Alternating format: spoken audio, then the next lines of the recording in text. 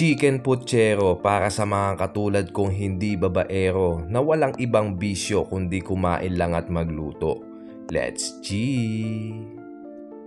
Ito nga pala yung mga gulay na kakailanganin natin sa ating puchero. Maglalagay din ako ng saging na saba at gagamit ako ng chicken breast. Kung ayaw nyo naman ng chicken, pwede din naman kayong gumamit ng pork o kaya ng beef.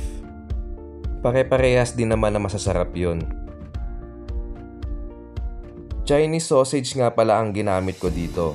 Pero kung meron kayong chorizo de Bilbao, okay yun, mas malasa kasi yun. Sa mainit na mantika, igigisa ko lang yung sibuyas at bawang.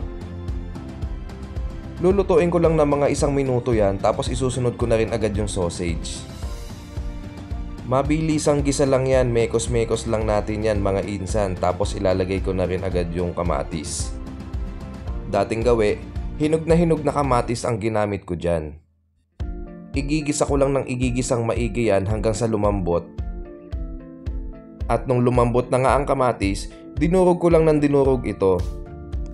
At kung mapapansin nyo nga sa mga luto ko, ganyan ako maggisa ng kamatis. Iba kasi talaga yung nabibigay na linamnam ng kamatis kapag lasang-lasa ito sa sabaw. Tapos nilagay ko na yung chicken breast. Igigisa ko lang ng ilang minuto yan, mekos-mekos lang, tapos lalagyan ko na ng tubig yan. 2 cups lang muna ng tubig ang nilagay ko dyan para mapakulo ko muna siya. Tapos naglagay lang ako ng Knorr cubes tsaka ng tomato paste.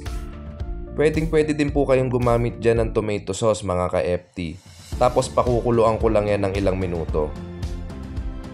At habang pinapakuluan ko nga yung manok, hinanda ko na yung saging na saba. Isusunod ko na rin yung patatas, pati na rin yung repolyo at yung petchay. At kung may extrang budget pa nga kayo, pwede rin kayong maglagay ng carrots, pati ng mais. Etong chicken puchero nga pala ay request sa atin ni Miss Quincel Eusebio. Shoutout po sa inyo, madam. Shoutout din po pala sa mga bago nating followers. God bless po sa inyo. At nung natapos ko nang ihanda ang lahat ng gulay, inuna ko nang nilagay yung patatas at pinakuluan ko lang yan ng mga 3 minuto. Isusunod ko na yung saging na saba, Baguio beans, pati na rin yung green peas. Grabe, ang ganda ng kulay ng puchero natin, no?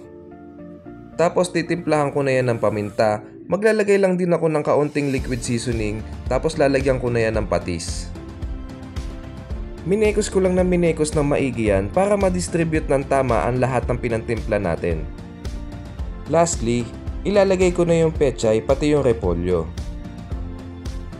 Saglit ko lang din niluto yan para naman malutong pa ito kapag kakinain. Alright, tapos na yan. At kung nagustuhan nyo nga yung ganitong version ng puchero, huwag nyo naman pong kalimutang i-like at i-share. Paki-follow na rin po ako para everybody happy. Pasintabi nga po pala sa mga nagda-diet dyan. Kalimutan nyo na muna yan at kumuha na kayo ng bahaw. Alright, hanggang dito na lang. Bye-bye!